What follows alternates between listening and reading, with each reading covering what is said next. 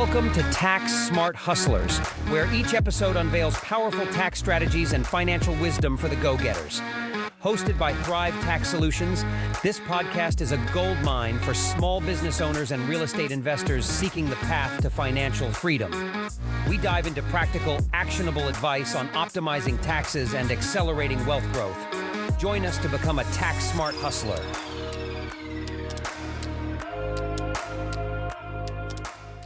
And welcome to episode 3 of the Tax Smart Hustlers podcast. My name is Aaron Siegel, and I am a tax advisor and the founder over at Thrive Tax Solutions in Boulder, Colorado.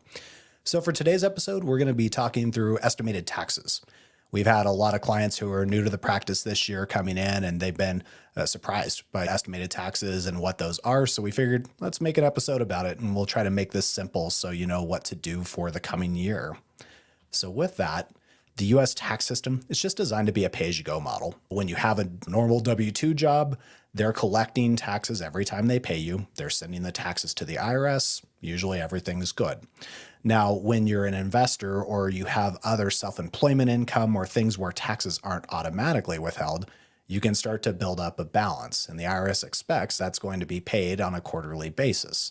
With that, there's a few rules for when you would want to be paying estimated taxes. If you have a W-2 job, you can always just adjust your withholdings on your paycheck rather than go through this whole estimated tax process. So for a lot of people, if you have the income, even if you have a side hustle or you have some real estate investments that are spinning off a little income, you can actually adjust your day job withholdings and take care of it without going through this whole estimated tax process. But after all of your withholdings, if you're expecting to owe more than $1,000 with your tax return, you need to be looking at estimated tax payments. And there are two methods that the IRS is going to use to determine if you owe a penalty. The first one's based off the current year taxes due. So if you owe more than $1,000 and you didn't get at least 90% of that tax on file with the IRS prior to this January 15th deadline, you might be on the hook for estimated tax payment penalties. Now, the other method is if you look at your prior year tax. As long as you've withheld 100% of the taxes from the prior year, or if you're a high earner where you've earned more than $150,000 or $75,000 married filing separate, then you have to have 110% of that prior year tax. But if you've got at least that much on deposit, the IRS is going to give you the alibi and say, okay, at least you've got last year's taxes on file, so we're going to call that good. Now with that, we need to look at both methods because we have two available to us and we don't necessarily want to put a bunch of extra money on deposit with the IRS that we don't need to. So we have to look at our income and if it's moving up or down or staying the same to figure out which method might make the most sense. So in years where our income is going up, a lot of times to get just the minimum amount of tax on file with the IRS, you probably want to look at that 100 or 110% prior year method. That's usually the most advantageous in terms of not having to get the money in with the IRS early, and it meets your requirements for estimated tax payments. Now, on the other side, let's say in 2022, you had a big capital gain event, and so there was taxes that you ended up owing on that, and this year in 2023, it wasn't the same. That income level has come down. We really don't want to be using the 100% or that 110% prior year method at that point because you're going to be putting way too much money on deposit.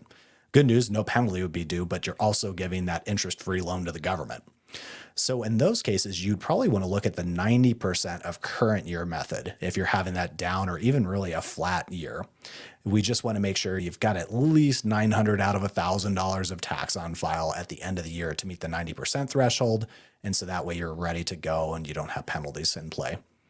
Now, a fun fact, so most tax software packages, so the TurboTaxes of the world, or even a lot of professional tax preparation software packages, automatically use the prior year method to generate the estimated payment vouchers. And generally, it's because when you're going through and making the tax return where these estimated tax vouchers are generated, we don't really have a lot of information about how the next year is shaping up. So if you need to override that and go in and use the 90% method, typically you're either going to go in and override the calculations in the software or use the worksheets that the IRS provides to start to calculate what that 90% would look like rather than the 100 or 110% prior year method. So to figure out what was my prior year tax, on your 1040 tax return, on the second page, line 24, that's going to have the tax paid for that year. So that's your baseline when you're using that 100 or 110% method for the following year. Now, they do have some reductions that can apply. There's some edge cases where you can actually deduct some of that tax money off of there before you make that payment. To figure that out, you'll want to look at the Form 1040-ES, so the estimated tax forms. Their instructions explain what those deductions are, or you can talk to your tax advisor. They're going to know about those nuances. But generally, if you don't take the reductions, you're just going to put a little extra money on deposit with the IRS. That's usually a better solution rather than guessing if you don't understand what those reductions are. Now, with estimated tax payments, there's always 4 due dates every year. They're generally on the 15th. And you would think they'd be every 3 months. They're not. It starts in April. So when your taxes are originally due, you'll make your first estimated payment. You'll have a second one 2 months later in June on the 15th. Then you get a little break. You go out till September to make your third payment. Then the fourth payment is the cleanup payment. It's always due in January on the 15th. The reason being they want to get your books closed for the year so that way you can get that final tax payment into them prior to January 15th. Now, what you'll find is every year the dates slide around a little bit. That's generally if the 15th falls on a holiday or on a weekend, they're going to give you a couple of extra days to get the money in. So this year for 2024, we've got 4 dates. First is April 15th. The second is June 17th. Then you have September 16th. And the last one is January 15th on 2025. So if you're waiting till the very last second, sometimes you get a little bit of grace, but I would highly suggest you get your payments in before the 15th and not wait for those extra days. Now, there are 4 ways generally people are going to be paying their taxes. The first one is with your irs.gov online account. It's actually a really good account. The IRS has been putting a lot of effort into trying to get self-help tools available to taxpayers. The account's still not perfect, but it's come a long way from where it used to be. When you first register at irs.gov/account, what you're going to end up having to do is create a credential for a credentialing service called ID.me. What they do is they're going to get a picture of your driver's license and they're going to take a video selfie to verify that you are the person on the identification card. For some people, it's super easy. For others, it takes a little bit of time. So give yourself some time to set it up. But once you do, you actually get access to some really cool things. So one is you can make your payments to the IRS, which can be helpful. You can see your balance information. A lot of the notices that the IRS are sending are coming into the portal now. So even if something gets lost in the mail, you can actually see the documents coming into the portal. Then the last one is you can actually order your own tax transcripts. So if you wanted to look at a prior period or you weren't sure what was on the tax return, you can actually go in and order your own transcripts from them and they deliver them electronically. So some pretty cool stuff. Now, if you don't have the online account, you don't want the online account, that's okay. You can still pay 2 different ways electronically. The first one's through the irs.gov website, which is irs.gov/payments. When you do that, you're just going to enter your taxpayer identification number, what type of tax you're paying, how much you want to pay, and the account information. Once you do that, it'll go through, get credited to your account, you're off to the races. The other is if you've set up a portal in the past with EFTPS, so the Electronic Federal Tax Payment System. Generally, people use that for employer taxes or for other kind of ongoing payments. But if you have that account, you can log in at EFTPS.gov and make the payment that way. So it gives you a third option for the electronic payments. And then last, we got the good old postal service. So if you want to print out a voucher, mail in a check, you can do that. You want to make sure that the envelope is postmarked on or before the deadline.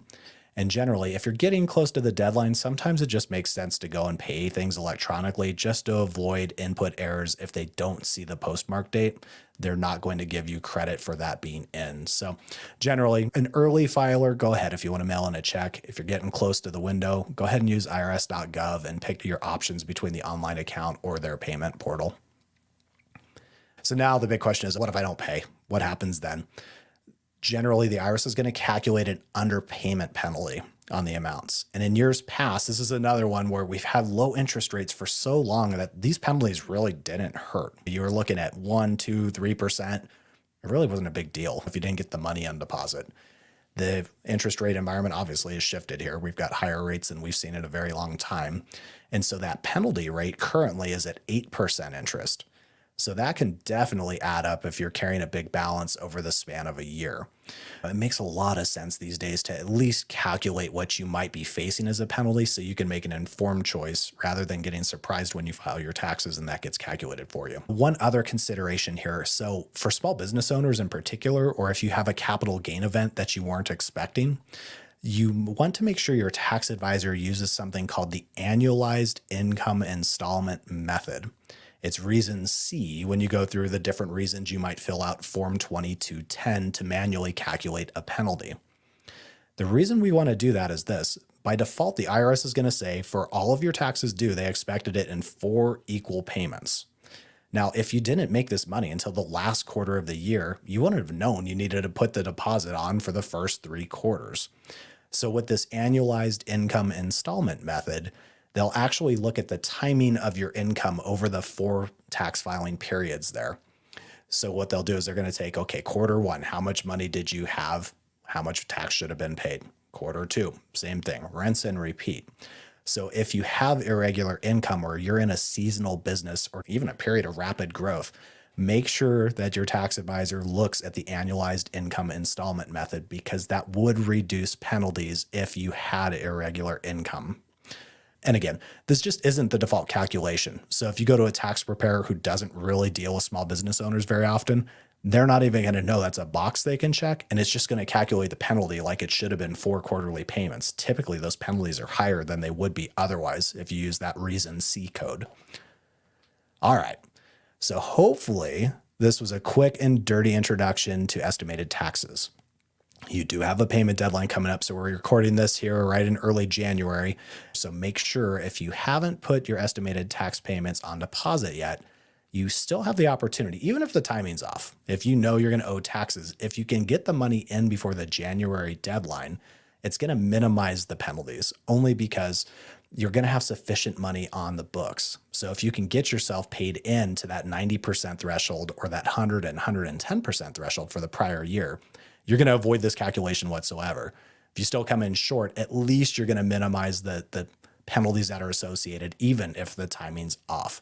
And again, you have the option to look at both the quarterly payments that are equal or the annualized method to figure out which would be more advantageous if you do have to pay a penalty. If you have any questions or you want to connect and learn more, definitely reach out to us. We're on all the social media platforms at Trust Your Taxes. You can email us anytime, hi@taxsmarthustlers.show, or you can just visit the show website at taxsmarthustlers.show. We'd love to connect with you, explain the ins and outs. We can do a quick calculation for you if you get to us before the deadline and try to figure out what we can do to minimize the penalties. Hopefully you've been finding these episodes useful. We're starting to see some viewers coming through on our YouTube channel and here with the podcast. We're excited about that. If you like it, leave us a review, spread the word. We really do want to try to get you useful, short podcasts where you can learn strategies and methods to save you money. That's really the goal. The more powder we can keep in your investments and in your business, the better. So we do what we can with the business here. Hope you guys have a wonderful week. We will see you again next week. And until then, keep on hustling. Bye-bye. The information provided in this podcast is for educational purposes only and should not be construed as professional tax advice. Consult with a qualified tax advisor for personalized guidance tailored to your specific financial situation.